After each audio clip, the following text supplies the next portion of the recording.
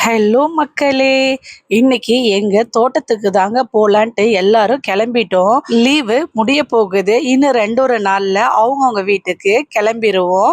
இந்த வீடியோ வரும்போது கண்டிப்பா எங்க வீட்ல தான் இருப்பேன்னு நெனைக்கிறேன். நெக்ஸ்ட் இயர் தான் லாங் லீவ் கிடைக்கும். அப்பதான் வருவோம். அதனால லாஸ்ட்டா ஒரு ட்ரிப்பு தோட்டத்துக்கு கிளம்பிட்டோம். புளி சாதம்லாம் கட்டிக்கிட்டு, அப்புறம் குழந்தைங்களுக்கு குளிக்கிறதுக்காக, பம்பு செட்ல குளிக்கிறதுக்காக துணியெல்லாம் எடுத்துக்கிட்டு வந்தோம். ஆனா, அஸ்வந்த் நல்லா படுத்துக்கிட்டாங்க. எங்க தோட்டத்துக்கு வரணும்னா கொஞ்சம் நடந்து தாங்க வரணும். ட்ரெக்கிங் போற மாதிரி மேடு, பள்ளம், குழி இப்படி ஏறி தான் வரணும்.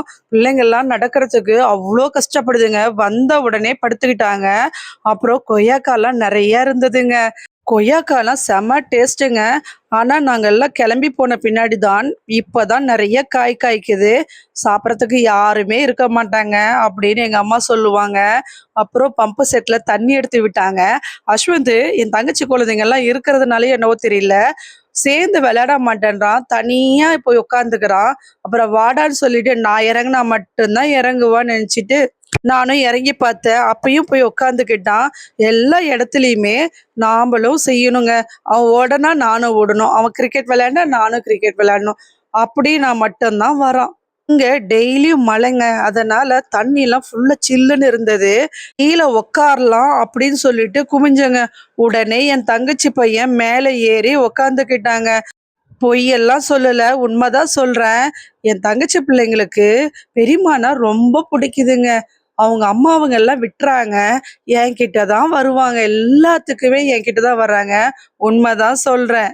எனக்கு குழந்தைங்கன்னா ரொம்ப பிடிக்கும். அவ்வளோ அவங்க பேசுறதெல்லாம் ரசிச்சு ரசிச்சு கேட்பேன். அதனால தான் என்னவோ தெரியல, கடவுள் நம்ம எது ரொம்ப பிடிக்குதோ அத நம்ம கிட்ட இருந்து பறிச்சுக்கிறாரோ அப்படின்னு தோணுது.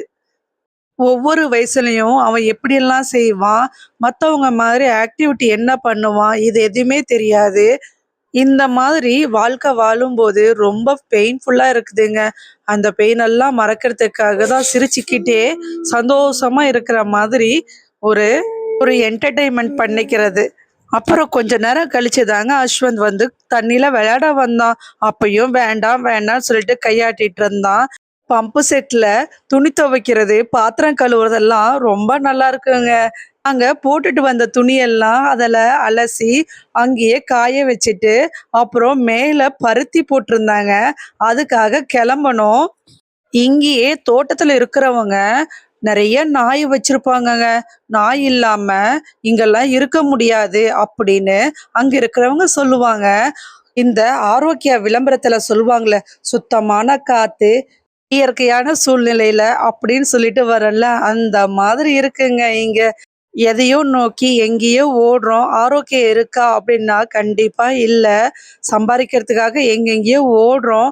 ஆனா ஆரோக்கியமும் கிடையாது. எதுவும் மீதி எதுவுமே இல்லைங்க. இங்க இருக்கிறவங்கள பார்த்தோன்னு வச்சுக்கோங்களேன், எவ்வளோ ஆரோக்கியமா, மன நிம்மதியோட இருக்கிறாங்க. நாம தான் ஹாஸ்பிட்டல், தெரப்பி இப்படின்னு ஓடுறோம். அப்புறம் அங்கேயே புளி சாதம் எடுத்துட்டு வந்திருந்தோம். அத வந்து ஓப்பன் பண்ணி எல்லாரும் சாப்பிட்டுட்டு இருந்தோம். என் தங்கச்சி பொண்ணு அஸ்வந்துக்கு சாப்பாடு ஊட்டி விட்டா. அதெல்லாம் பார்க்கும்போது எனக்கு அவ்ளோ சந்தோஷமா இருந்துச்சு. என் தங்கச்சி பையன், "அஸ்வந்த் அண்ணா என்ன படிக்கிறாங்க? காலேஜ் படிக்கிறாங்களா?" அப்படி இப்படின்னு கேட்பான். அவனுக்குமே அண்ணான்ற ஸ்தானம் எவ்வளோ முக்கியம் அப்படின்னு புரியுது. எல்லாருக்குமே ஒரு உறவு தேவைப்படுதுல்ல. அவங்களுக்கு அஸ்வந்த் ஒரு ஹீரோ மாதிரி பார்ப்பாங்க. அவன் நல்லா பேசியிருந்தா, அவங்களெல்லாம் எப்படி எப்படி பார்த்துருந்துருப்பான் அப்படின்னு தோணும். கவலைப்பட்டா எதுவும் மாறப் போறது கிடையாது. என்ன நம்பளால முடியுமோ அத பெஸ்ட்டா ஆக்கலாம். நம்ப கிட்ட கல்ல குடுத்து அத வைரமா ஆக்கலாம். அவ்வளோதான். வைரமே வேணும்னு சொல்லி கேட்டா கண்டிப்பா கிடைக்காது. என்கிட்ட ஒரு கல்ல குடுத்துருக்கு சாமி. அத எவ்வளோ தூரம் ஷைன் பண்ண முடியுமோ அந்த அளவுக்கு பட்ட தீட்டிட்டு இருக்கேன் அப்படின்னு மனசுல நெனச்சுக்குவேன். அதுக்கப்புறமா தேங்காய் பறிக்க போயிட்டோம். இந்த தோட்டத்துல ஒரு 80 தேங்காய் மரம் இருந்ததுங்க. தண்ணி இல்லாம ஒரு சமயம் ரொம்ப வறட்சியாகி எல்லாமே செத்துருச்சு. இப்போ 3 தேங்காய் மரம் தான் இருக்கு. ஆனா தேங்காய் அவ்ளோ டேஸ்ட்டா இருக்குங்க. வாழ்க்கையில நம்ம எவ்வளோ வெயிட்டு தூக்க முடியுமோ, அத விட நம்மள விட ஒரு 4 மடங்கு வெயிட்ட குழந்தைங்களுக்கு தூக்க வச்சிரணுங்க. அதுக்கப்புறம் கம்மியா இருந்தா கூட, அத ஈஸியா அவங்களால ஹேண்டில் பண்ண முடியும்.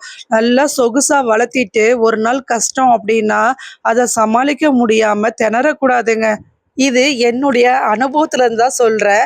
அப்புறம் குழந்தைங்களலாம் தல மேல தூக்கி வச்சுட்டு ஒரு வீடியோ பண்ணேன். ஆனா, அது அஸ்வந்த் மட்டும் கொஞ்சம் கோஆப்ரேட் பண்ணல. நாம சின்ன வயசுல என்ஜாய் பண்ண அந்த சூழ்நிலைய இந்த குழந்தைங்களுக்கு குடுத்தன்றது சந்தோஷமா இருந்துச்சுங்க. நாங்கலாம் ஒரு இடத்துல இருந்தா, அஸ்வந்த் வேற ஒரு இடத்துல எதையாவது பண்ணிட்டு இருக்காங்க. பசங்களுக்கு மண்வெட்டி அவங்க கையில கிடைச்சிருச்சுன்னா, உடனே கிணறையே வெட்டிருவாங்க போல இருக்கு. அந்த அளவுக்கு பள்ளமா நோண்டிட்டு இருக்கானுங்க. அவங்க எனர்ஜிய எப்படியாவது ஒண்ணு பர்ஸ்ட் அவுட் பண்ணணும் அப்படின்ற மாதிரி தான் இருக்கு இந்த காலத்து பிள்ளைங்களுக்கு. தேங்காவ சாக்கு பையில கட்டி குடுத்தாச்சு. அவனையே இழுத்துட்டு சொன்னோம். அழகா இழுத்துட்டு வந்துட்டாங்க. இருக்கும் ஒரு 10 தேங்கா இழுத்துட்டே வந்துட்டான். இதெல்லாம் ஏர் கலப்பைங்க. விவசாயம் பண்றவங்க ஏர் உழுவாங்கல்ல, அதுதாங்க அது. அப்புறமேட்டுக்கு மாடுக்கு தீனி வைக்கிறது. இதுக்கு பேர் எனக்கு தெரியல. போன டைம் வரும்போது குட்டி நாயா இருந்தது. இப்ப அது வளர்ந்துருச்சு. எனக்கு அதே குட்டி நாய் தான் வேணும்னு சொல்லிட்டு, இப்படி அடம் பிடிக்கிறாங்க குழந்தைங்க. இந்த வீடியோ எப்படி இருக்குன்னு கமெண்ட் பண்ணுங்க. சப்ஸ்கிரைப் பண்ணாதவங்க சப்ஸ்கிரைப் பண்ணுங்க. அப்படியே புடிச்சிருந்தா லைக் பண்ணுங்க.